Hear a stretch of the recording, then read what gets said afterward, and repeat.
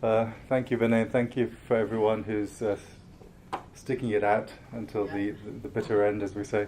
I'm sort of violating the chronology slightly, and I'm jumping ahead of Nizam because I'm actually going to be talking about some thinkers who are, I guess, before and after. But it's partly because I don't really want to go last. And also because I have a PowerPoint. He has something different. He's going to read from text, and as you can see, he's got his pile of books there ready. And I don't have a paper. I have only a PowerPoint. So what I want to say is develop a bit of what I mentioned right at the beginning, which is this whole question of this polemic around who Ibn Arabi is, which is a polemic associated with, I guess, this fundamental question about what is authentic about a Shi'i intellectual tradition, or even, as I mentioned before, is there such a thing as Shi'i metaphysics, right? And I'm going to start with a particular problem which comes out of a particular time in history, about 13 years ago, and then I'll develop from that. So, to start, I'm going to start with what the problem is. And there was a famous debate, I guess you could call it debate, a set of polemics. Back in 2011, there was concern in some communities, primarily in, I think, London, but also maybe more broadly in the West, about, what is irfan? What is this thing that we call irfan, and why is it kind of, is it dangerous for people, right? Are the teachings of these people dangerous, and who is this Ibn Arabi chap, and why are they teaching Ibn Arabi in this school? And so a fatwa, talking about legal authority, or authority in this context, a fatwa was solicited from the major jurists in Najaf, and it was very much based on this question of, well, who is Ibn Arabi? What sort of threat does he represent? Why does he represent a threat? And I want to play you it's a 2-minute piece. ومن جانب آخر سمعنا أن في هذه الحوزة المباركة يدرس العرفان على ضوء كتاب ابن العربي، وهذا خطر على الحوزة ولا سيما على شبابنا، فإن كتاب ابن العربي كل من قرأ هذا الكتاب يعتقد بأنه زنديق ولا إيمان له بالله تعالى وتقدس. العرفان هو الأحكام الإلهية، العرفان الحقيقي ومعرفة فقه آل محمد، هذا هو العرفان الحقيقي. Right, I'm going to stop. It was almost there at the end anyway. But so that's a very important statement. And, I was talking to Nizam about this earlier. He said maybe we should have played that at double speed, just because he's a bit slow, to get to his point. And sometimes you feel like that when you've got...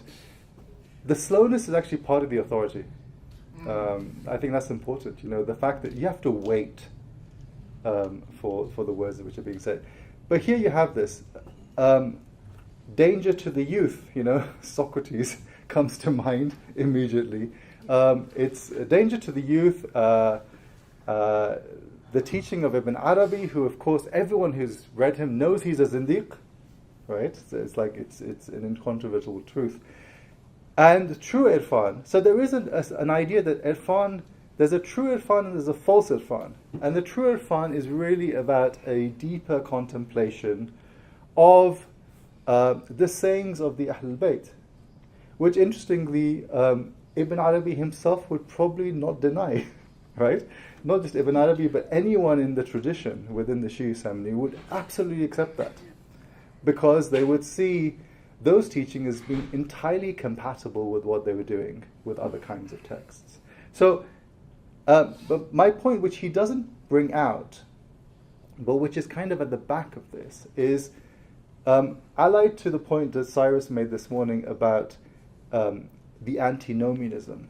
The other issue, of course, the fundamental issue, the fundamental problem of Ibn Arabi and why he's a Zindiq is because of the doctrine of Wahdat al-Wujud, about this notion of monism or non-duality. So that's the fundamental problem. Now, and then this was kind of followed up with a very famous, slightly more balanced view of Sayyid Sistani, who is in some ways, a far more significant figure, as we know, in Najaf. And I'm not going to play you the bit from Sayyid Ala Musawi. It's a very long clip. But what's important here is he says something similar, which is that, true irfan is slightly different. The actual statement that Sayyid Sistani made doesn't do the same thing. It does not describe Ibn Arabi as a Zindiq or anything like that. He merely says, I've studied this stuff, but it's not really my preferred, coming back to the question of preference, it's not my preferred way of doing things. And the reason why Sistani's and his circle's relationship with this is a bit more complicated is because a number of people in the Sistani circle, including Sayyid Munir Khabbaz, who's a very prominent figure from Qatif, are what I would call, at the very least, irfan curious.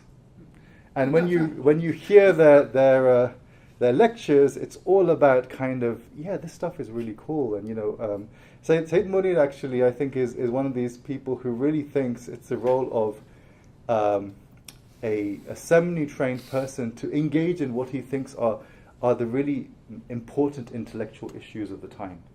But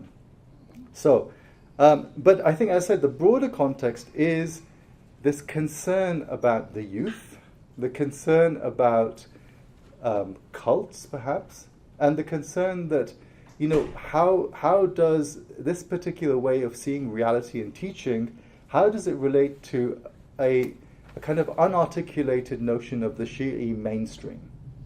And that's the issue. Now, so broadly speaking, what I'm going to do is I'm going to say some things about a bit more about why this metaphysics is a problem. I'll give you just quickly, a few examples of the critique historically, going back to Tahir Qummi, who was mentioned earlier. Then I'll talk about the real revival in the modern period of the teaching of Ibn Arabi, the establishment of what we call an Irfan curriculum in the Qajar period, and then give you some snippets of the modern defense. I'll probably only discuss one of them. I always do very bad PowerPoints. I apologize for that. I will not go through every single slide, but quite simply because we haven't got time for it. And then at the end, I want to come back to the question of why is this important and what's at stake, right? So what's politically at stake and also what's philosophically at stake.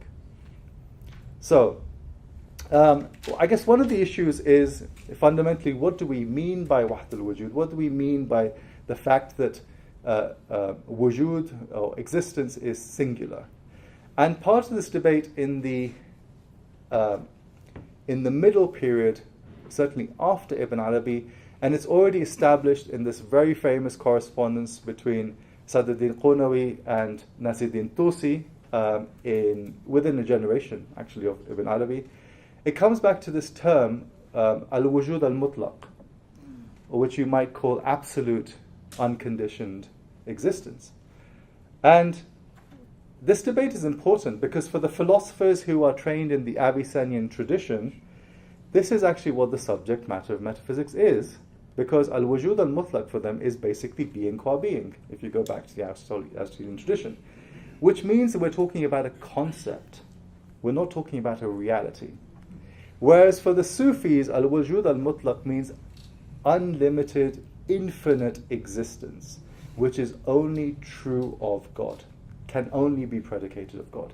So in a sense, there's the same term being used in very different ways. And this happens again and again in these debates between philosophers and Sufis. They're often using a common language. We'll see later they talk about things like, I mentioned here, the word yaqeen or shuhud. witnessing, or certainty, they are understood in very different ways by sort of these two different groups of people. And there's a whole set of issues which I've put here very briefly, which shows how philosophers in this tradition that one calls hikmah, certainly by the time of the 13th, 14th century, and what at that time would have been called Sufism, but eventually then gets called Irfan in the later Safavid period, how they can be distinguished, if they can be distinguished. And just to mention one thing, which of course Nizam will talk a lot more about, one of the best introductions, if you are interested in this, is a brilliant work by the late Yahya Bono on Khomeini as an unknown mystic of the 20th century. It's a work in French. It was his Sorbonne PhD, and it's a wonderful work precisely on what do we mean by hikmah, what do we mean by irfan, what is the scope of existence and metaphysics, and how are these things studied within the seminary. Forget that. We're not going to go to that. It's a quotation actually from another paper I wrote in another time by Mahdi Naraqi, who was an 18th century philosopher who, in his commentary on Avicenna's metaphysics, basically has a go at this Sufi idea of absolute being.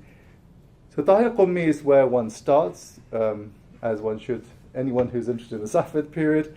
And I think Cyrus actually was talking about this verse precisely from Radya Sufiya, where he says, the problem with you guys, you've strayed from the path of Ali and his descendants, you've become followers of Mansur. It's so common in poetry, of course, to refer to Hussein ibn Mansur al-Hallaj as Mansur.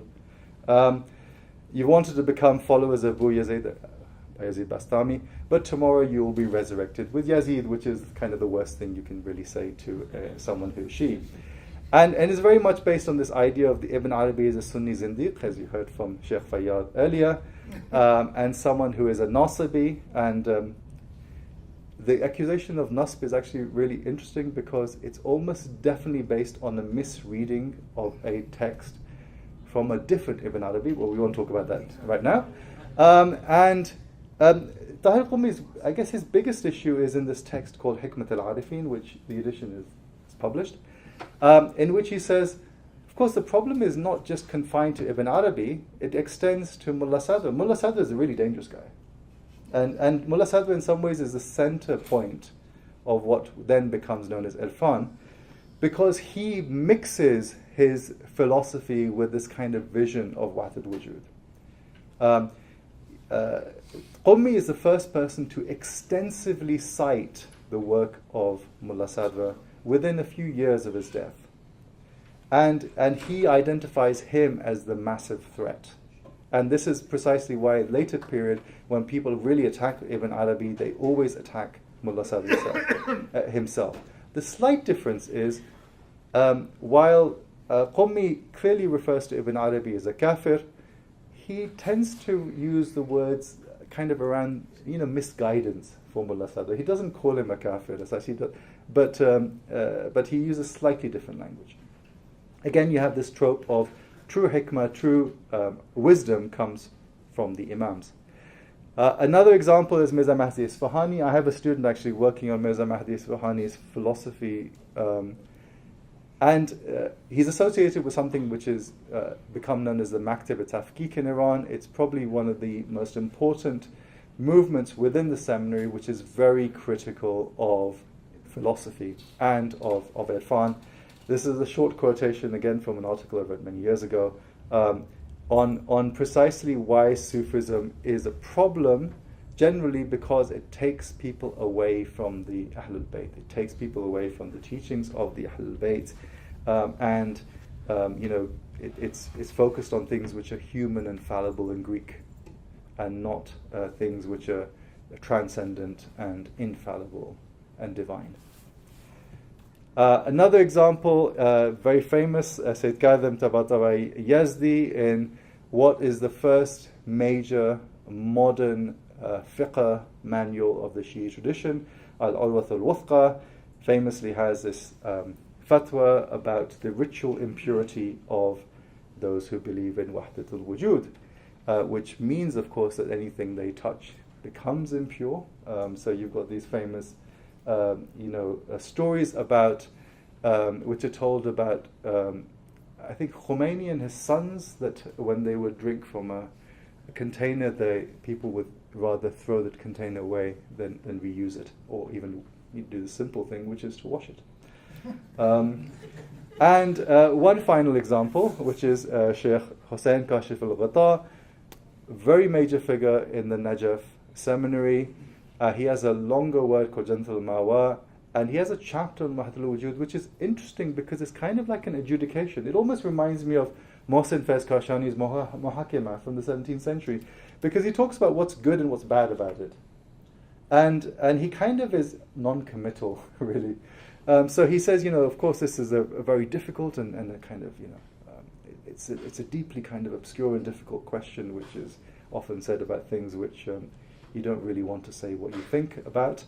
And he repeats in the second quotation at the bottom, precisely why Wahdatul Wujud is problematic, because it involves like ilhad, zandaqa, flouting of things which are against the Shari'i and the religion and law and so forth.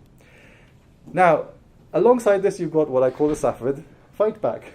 And again, Mullah Sadr is central to this. Very simple quotation here. Again, I'm not going to read it.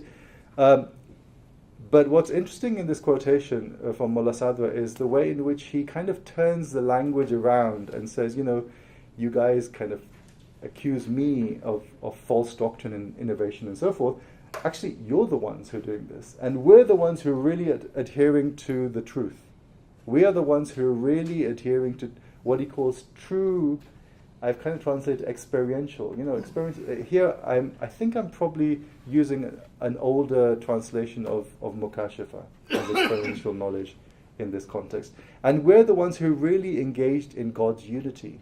Here, of course, Tawheed, totally, absolutely right. Tawheed doesn't mean God's unity, it means kind of making one. But that's what's at issue. So for those who adhere to Wahdatul Wujud, Wahdatul Wujud is the true way of understanding Tawheed, as we heard also about Sayyid Haidar Amali.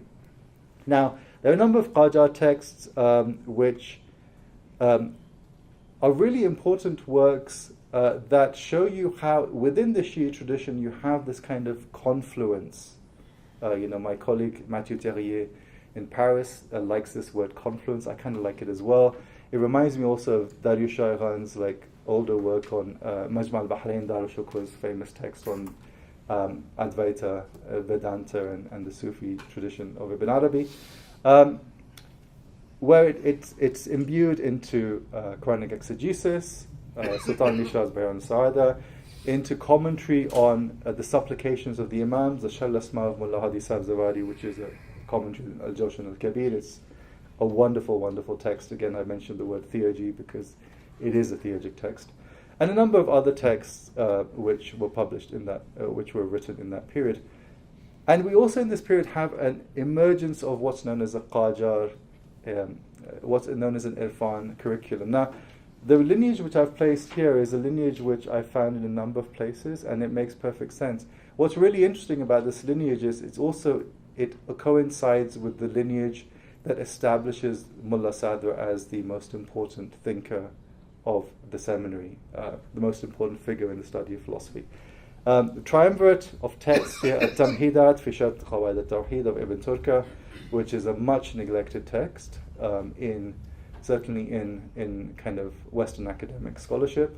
The Sharh Fusus al-Hikam of Dawood Qaisari and the Misbah al-Uns of Hamza Fanari, again much neglected in the Western academic tradition.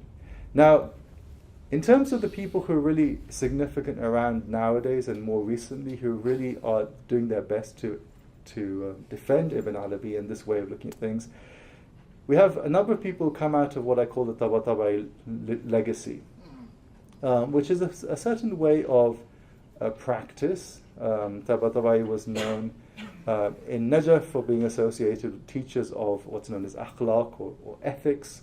And there are sort of different elements of the legacy of Tabatabai, but at the heart of it is an incorporation of Ibn Arabi and the works associated with school into its tradition, and mixing it with exegesis, mixing it with ghazals of Hafiz. So it was nice to actually recently see Asghar Ghurab's article on how the ghazals of Hafiz are used in Roze Khoni in Iran. I mean, this is something I came across a while ago, and it's like, oh, someone's written an article on that. But it is a significant phenomenon itself. And it also shows you how you can, someone who's so dear to Iranian Persian culture, like Hafiz, is kind of completely Shi'ified in that way. I'm just very briefly, the first defense I wanted to mention was Hosseini Tehrani, this work, Ruh-e Mujarrad. The only thing I want to mention about this text is that he engages in an extensive sort of discussion on why Ibn Arabi has to be Shi'i. And he's absolutely convinced of it. And he actually comes up with some really interesting arguments. We haven't got time to go into it, but he discusses texts which I had never heard of before I read it. And for him, Ibn Arabi has to be Shi'i for a number of reasons. And one of the reasons also why he has to be Shi'i is because he adheres to Waht al-Wujud, which at its heart is Shi'i metaphysics. Simply, it is a wonderful, wonderful text. It's a very rich text. You're really reading something by someone who, on the face of it, it actually is a biography of kind of a spiritual master. But when you read through it, it is like a whole education in itself. Javadi Amuli is quite well known as a contemporary leading thinker of the seminary. I'm not going to say much here, but I want to just focus on one person, who's Sayyid Yadullah Yazdan Panah, who is a student of Javadi Amuli and Hassan Zadi Amuli. Hassan Zadi, I think, was mentioned earlier. Maybe he wasn't, or I'm kind of imagining that he should have been mentioned earlier, who passed away in 2021. Who was interested in all sorts of things. He wrote on philosophy, on ethics, on imama, on astrology, and all sorts of things. Yazdan Panah's defense of Ibn Arabi and Wahdat al-Wujud is interesting because it arises out of his commitment to Mullah Sadra. Again, I've mentioned this. The reception of Wahdat al-Wujud and Ibn Arabi is centered on Mullah Sadra. He is the key figure. So if you accept Mullah Sadra, in a sense, you have to accept Ibn Arabi. I think that's part of what's going on. And you have to accept certain ideas about the method of inquiry, of taking things like shuhud and kashf and dawq seriously as modes of inquiry within philosophy. But in a sense, you'd have to kind of make the term philosophy a bit more elastic, because it raises this whole question of how do you deal with things which are not necessarily argued as such. How do you deal with poetic kind of illusions? How do you deal with certain kinds of analogy? How do you deal with thought experiments? How do you deal with poetry as philosophy? I mean, I think there's interesting things to be done there. And he has a number of works, and most of which are in Persian, and for whatever reason, I've only got copies of his Arabic translations of his work, because they're much easier to find. He discusses a whole kind of history of this tradition of Irfan, and he also discusses certain kinds of arguments. And the two particular arguments that he mentions, which are taken from Mullah Sadra actually, on why Wahdat al-Wujud is clearly the right way of looking at the world. And one is an argument about the nature or the inexistence, in a sense, of causation. And the other one is based on a certain idea about what does it mean for God to be infinite. So there's two arguments. And actually, although he doesn't mention it, it's quite clear that these arguments in Mullah Sadr are actually coming from Misbah al-Uns, which we can talk about in a different context. Yazdan Panah is a very influential teacher of Irfan and also of philosophy in the contemporary Qom seminary.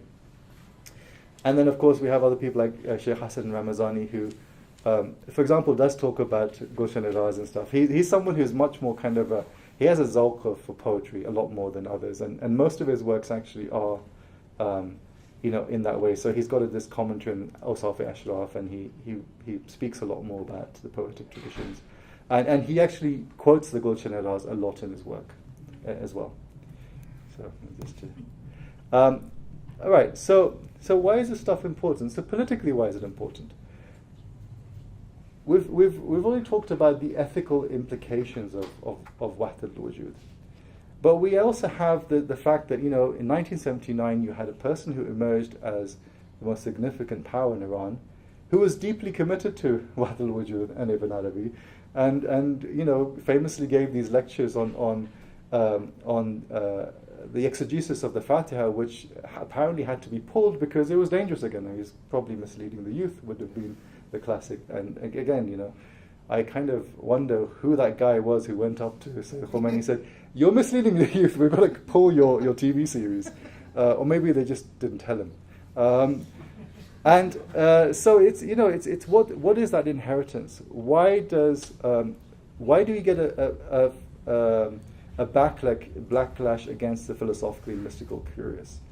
And why does this issue kind of get associated with anti-Sufism more generally? The fact is that Ibn Arabi was part of the Sufi orders as well. Sultan Nisha is a key figure in the Gunabadi Ne'matullahi order, and Ibn Arabi remains a central figure in that tradition. So there's a whole set of political kind of issues which we can talk about, and which might also connect to what Nizam's going to say, so I'm not going to say anything more on that. I'm actually finishing. Yeah. So coming back to this issue of what is philosophically at stake. So what is religiously, in a sense, at stake is this notion of what constitutes the authenticity of the Shi'i tradition, and whether there is such a thing as Shi'i hermeneutics and metaphysics. Right? I'll come back to this whole question of, is it meaningful, if we're talking about metaphysics, to use labels like Shi'i, Islamic, whatever? Or rather, should we really think about, okay, so we want to do metaphysics, so how do we do it? And how do we draw upon, engage with different kinds of traditions to come up with something which is meaningful in our day and age? Philosophically, of course, there are a number of questions which are, quite obviously important.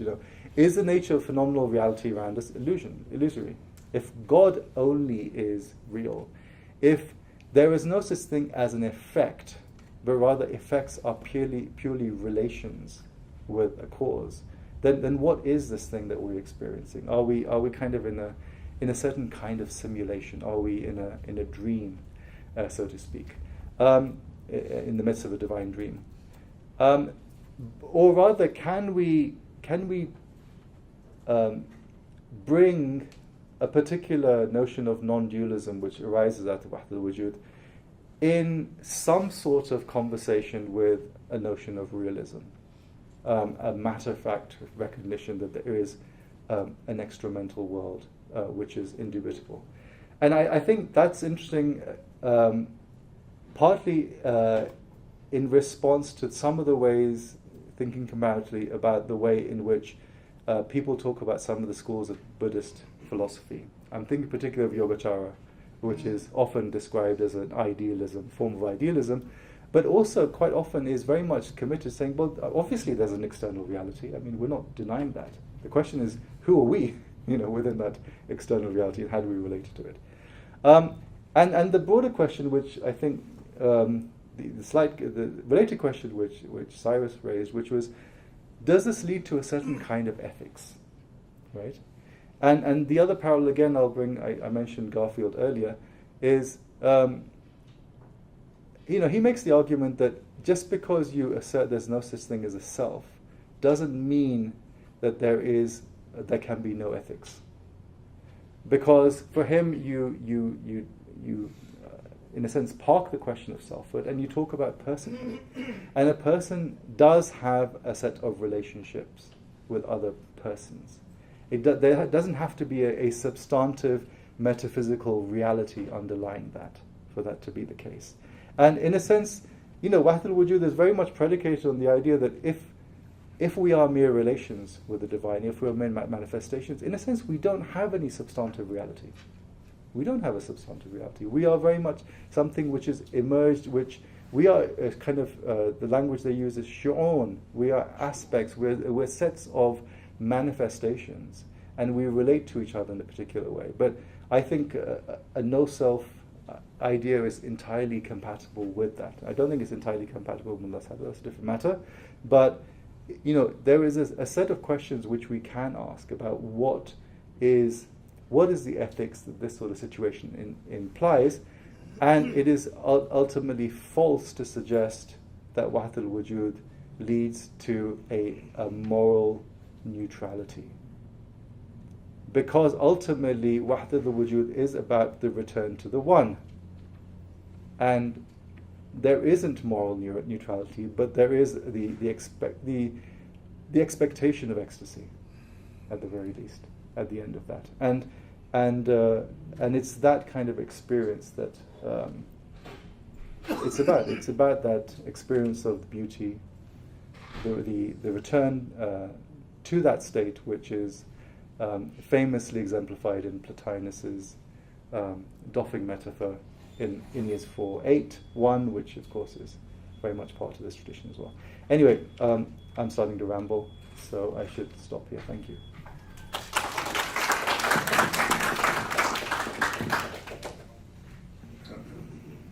Now the floor is open to questions. Any questions? Anyone? Yeah. Oh, behind you. We'll go Professor Lawson, Eden, and then over to, three. Professor Lawson, Eden, and then Thank you very much, Sajjad. It's very educational. I'm not familiar with a lot of this work that you're presenting to us. And the sort of bottom line for the allergy to Ibn Arabi is, I think you said it early on, is precisely he competes with the authority of the Imams. He sort of participates in Walaya to a much more imaginative degree than anything in standard canonical Shi'i thought, and this is why you find people finding things to ascribe to the Imams, such as fi kulli shay ayatun tadalla Allah huwa wahid. In everything there is a sign that demonstrates, in every created thing there is a sign that demonstrates that God. This is given to the mouth of Ali, to Ja'far, to later Imams, because I think the audience really perceives something important here, and I think it's a little hot, frankly. So that's my sense of things. But I loved your presentation. It's and the idea of the self. Ibn Arabi says somewhere, even after building all these crystal palaces of enchanting sort of existential harmony and symphony that enthrall us all, he says something like that. Really, the most important thing is adab. Treat each other well. Behave your damn selves. So it's a interesting problem. Thank you.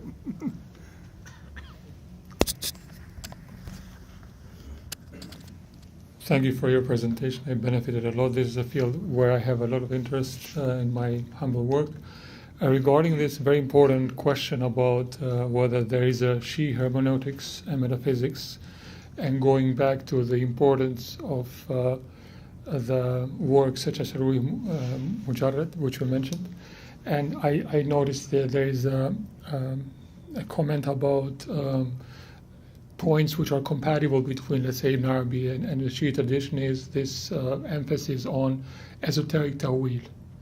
Now, in some of the criticisms that have been leveled against Qurban's seeing of common points and influences between Ibn Arabi and Shi'ism, it has been said that Qurban reads too much into it, and there is not a justification for claiming that Ibn Arabi uses ta'wil as Qurban would have it. So my question is, because in these criticisms it has been said that Ibn Arabi uses ta'wil exclusively in the pejorative sense, as in explaining away some of the difficult passages in the Quran which have anthropomorphic nature, etc. So my question was, in your view, is there a ground to sort of accept this criticism against Korban? Thank you. So yes, Korban has a particular history of Islamic thought, at the heart of which lies the notion of esotericism, right? And but at the same time, I mean, esotericism cannot work without the exoteric, right? And we know that ta'wil, in its early uses, is used pretty interchangeably with tafsir anyway. And Ibn Arabi would, someone mentioned the literalism of Ibn Arabi earlier. And I think what is important there is that when you really think about what ta'wil is and how Korban and others actually explain it, ta'wil is actually very literal, because you're going back to the origins of what something is supposed to mean. So in that sense, it's not really engaging with the hidden. It's more engaging with what is forgotten. Like, come back to Alastu bi Rabbikum. So, Alastu bi Rabbikum, if that is reality, then it's what's happened is that we have got mired in forgetfulness. And so forgetfulness in that sense is like this kind of exoteric tafsir. If you go back to the ta'wil, then actually that is the true literalism, that is the true exoteric meaning, but we've kind of forgotten it. So it's reversing it, and it's the complementarity between the exoteric and the esoteric, I think, which is important there. So I have this love-hate relationship with Korban. So I when I was doing my PhD, I think I was reading too much philosophy, which of course in a British context definitely does not mean a continental philosophy. And so, if you read enough analytic philosophy, you find Korban very frustrating, really, really frustrating and kind of annoying.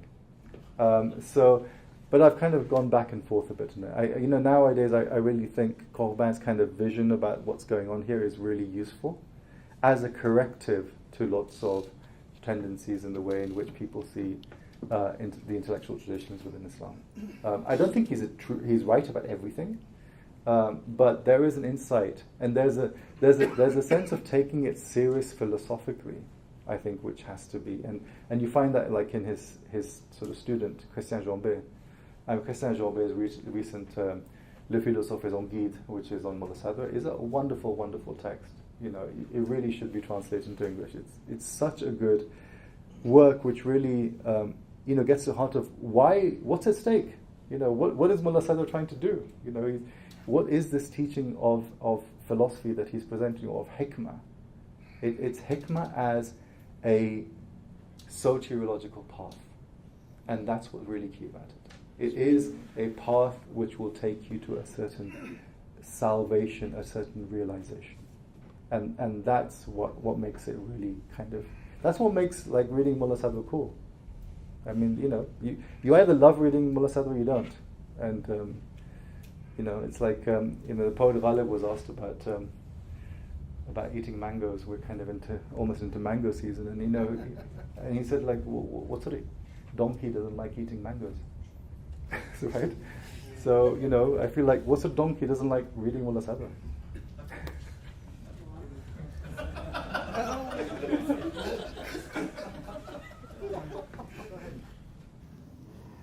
Dr. Rizvi, thank you very much for the current situation as far as Najaf and Qom Hawza is concerned. Just 2 points I wanted to kind of, just so that I be educated more on this issue. When I was, you mentioned Ruh Mujarrad of Muhammad Hussain Tehrani. We had a discussion the night before, so I went back and looked at it again. The list of those who kind of don't consider Ibn Arabi to be Shi'i. I saw the name of Faiz Kashani in that list. So maybe if you can, look at it again, especially his reference to Basharatu Shia of Faiz Kashani in which there were quite a few statements. And more interestingly, what I saw was in the footnotes by Muhammad Hussain Tehrani with his teacher Allama Tabatabai, the author of Al-Mizan, where it seems Muhammad Hussain Tehrani was trying to defend Ibn Arabi as he was saying if he was not a Shia, as if at least he is theologically mustad'af. Don't say he is mukhalif in that sense. And he quotes, he says, when I discussed this with my teacher Allama Tabatabai, his response was چطور می شود محی الدین را از اهل طریق دانست با وجودی که متوکل را از اولیای خدا می داند. This is Allama Tabatabai's response to his student. And so when Tehrani then continues the argument, he said, well, at least accept him as a mustad'af from the theological point of view, not the political point of view in Iran. He says, Allama Tabatabai just smiled in a negative way. And so this is one point I wanted to just, inshallah, maybe we can look at it again and clarify that. The other, when we talk about this Sayyid Yazdi's Al-Urwat al-Wusqa, where the issue of impurity and najasat is discussed there, where he mentions Wahdatul Wujud there, those who believe in this way. It would be interesting to see what is the Hashiyah of Imam Khomeini on that issue. And in the Hashiyah of Ayatollah Khomeini, he doesn't disagree with him, which means that the term Wahdatul Wujud in the text of Yazdi is not what we are discussing. It's more about, if I may term it as extreme views among some Sufis, where it would be Wahdatul Wujud wal Mawjud. Because Imam Khomeini doesn't make any reference that this is a wrong fatwa. So that's something, to look into, inshallah. I mean, from what I remember from the Hawashi, Sayyid Khoury does disagree with that fatwa. Yeah, no, I'm talking about Khomeini doesn't.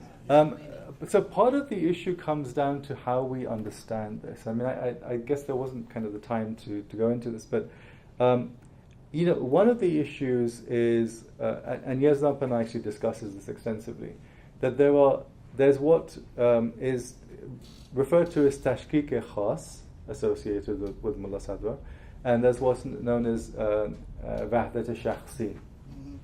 And Mullah Sadra actually discusses in a passage which is very much coming from Simnani. And it sounds like Sadra disagrees with this idea of wahdat-e shakhsi.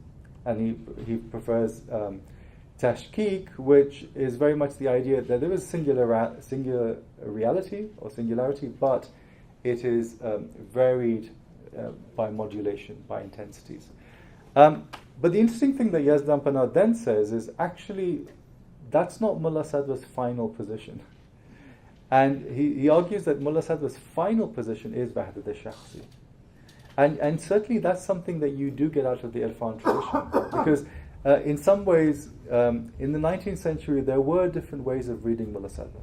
So a student of mine did his dissertation on this, which hopefully will publish soon, which is precisely, there's a range. Once you have Sadra established as the key figure in the seminary, the question becomes, how do you read him? Do you read him more kind of the way in which you would read Avicenna, which arguably has been a lot, the way in which Allama Tabatabai is being presented?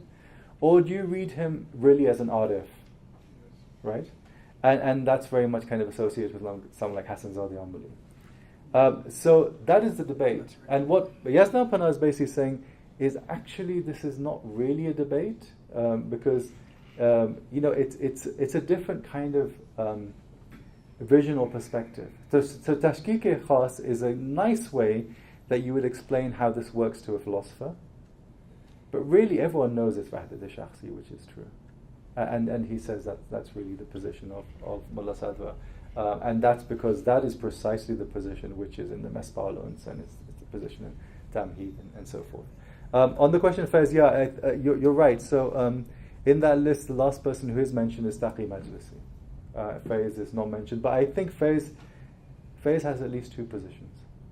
So his earlier positions in Kalima, Cyrus has written this, the Kalimat Maknune is slightly is different to the later text. And I haven't seen Bishat al-Shia, but hopefully, if we can get it published, we can kind of discuss this further. I think we have time for one more. Yes. Sajjad, thank you very much. That was an extremely illuminating lecture. The point where you mentioned Mullah Sadra as his philosophy being soteriological, that's wonderful. That's exactly kind of how I've been reading him over the years. And to paraphrase Korban, because we were speaking about Korban, was he'd spent all this time reading Heidegger, and of course later he discovered Islamic philosophy. And I remember him famously saying something like, Heidegger's philosophy takes you to the grave, but Mullah Sadra's philosophy takes you beyond the grave. So it very much, he definitely saw that dimension to his writings too. He was somebody who lived literally in the ghaib, more or less. Now, so that's just a comment and an appreciation. You raise a very interesting question about the way the authors who wish to see Ibn Arabi as a Shia do so by finding an ontological kind of route to the argument, right? That he's concerned with wahda, that's the Shia position, and therefore he's a Shia. But what about the textual arguments that people might be drawing on from the Futuhat, passages from the Futuhat, from the Fusus? Can you say a little bit more about that? Is there this kind of a debate and discussion? So, some of that material, of course, is discussed in Ruh Majadat. But what I would say is that certainly for people like Yazdan, Panah, etc., the question of whether Ibn Arabi is Shi'i is not really important. It's rather that he has a certain vision of metaphysics which makes sense within a Shi'i context, right? So whether he himself is Shi'i they're not committed to that question. They're certainly committed to Mullah Sadr, right? Because for them Mullah Sadr is this kind of mature expression of it. And I guess one of the things that we do need to think about, and it was raised earlier as well, influence, how we discuss it. Wahdat al-Wujud can be parsed in many ways, but also the way in which it's then received develops in a certain context. So, someone like Mullah Sadr discusses Simnani's debate. He discusses he clearly alludes to the debate between Kashani and Simnani, for example, right? And he rehearses a number of kind of ideas which have been around. But the question is, is his notion of Wahdat al-Wujud really exactly the same as Ibn Arabi's? Especially given the fact that Ibn Arabi uses very different language. He doesn't discuss Wahda Shakhsiyya. You will not find the term Wahda Shakhsiyya coming up in Ibn Arabi or any of the early figures. So the question is, how do we really think the debate has developed, and how do we think something? So even when you get to someone like Bahr al-Ulum writing a Risala at the end of the 18th century, you can't just say, well, this is just Ibn Arabi. There's a whole history which has developed. There's a whole context which we have to take quite seriously, and of course then by the time you get to the modern seminary, that context is shifted again, and so at the back of the context, is precisely the accusations of antinomianism, the fact that this means that you have no ethics and so forth going on. So the defensiveness, has to deal with that in the background, even if it's not articulated. Everyone writing about this nowadays is familiar with the fatwa and Urwat al-Uthqa and the debate around that, but they don't have to mention it to say that that's what they're thinking about when they say certain kinds of things about trying to parse it. I think there is a much more complicated history to be written there. But one thing I would say is that Yazdan Panah's Mabani Usul Irfan Nazari is the best work on that. And it's available in Arabic as well. It goes through a certain history, and he talks about phases in that history. He talks about the way in which arguments develop. And he does go back to the Fusus and Futuhat, particularly on this question of what do we mean by wujud, in a much more systematic way. And then there's kind of back and forth with Mullah Sadr and Tabata. I mean, I think of its genre is probably the best book there is out there, from a traditional seminarian perspective. But, I would say, also with a historical sense, which is often, missing from people who often speak from the perspective of the seminary. All right. Sorry, could I just say 5 seconds or so? Yeah. You point out that the Wahdat al-Shak is not in Arabic, but neither is Wahdat al-Wujud. Exactly. No, yeah, that's of course it's true. nowhere in his writing. Of course. It's not there. Yeah.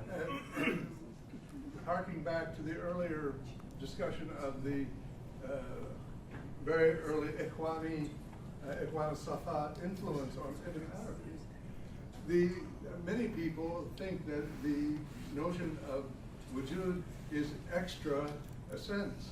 That is to say, the God of Ibn Arabi, deriving from classical Ismaili theology, is a God that is beyond being and not being, that there is no wujud involved. So it's, do your people go for this problem? I mean, so going from wujud mutlaq to kind of Adam. It's not Adam. It's beyond Adam and being. Yes, but kind of Adam mutlaq, so to speak. I mean, we're kind of talking about Adam mutlaq in some ways, and that's, I think that would be a much more difficult position to take.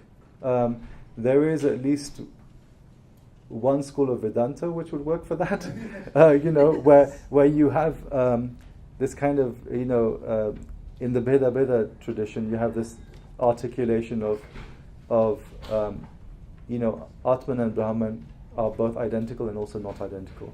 And it reminds me of, Chittik's he not he kind of,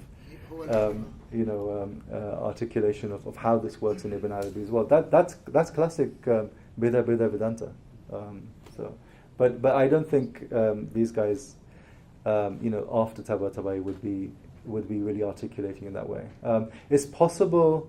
I haven't been through the whole of Ramadani's Hawashi on the Tamhid. It might be there because his kind of mashrab is a very different kind of thing, but not the ones who kind of teach Irfan formally, kind of as philosophy. Those who teach it as something else, it's a different matter. All right, we are going. Thank you so much for your talk, Dr. Rizvi.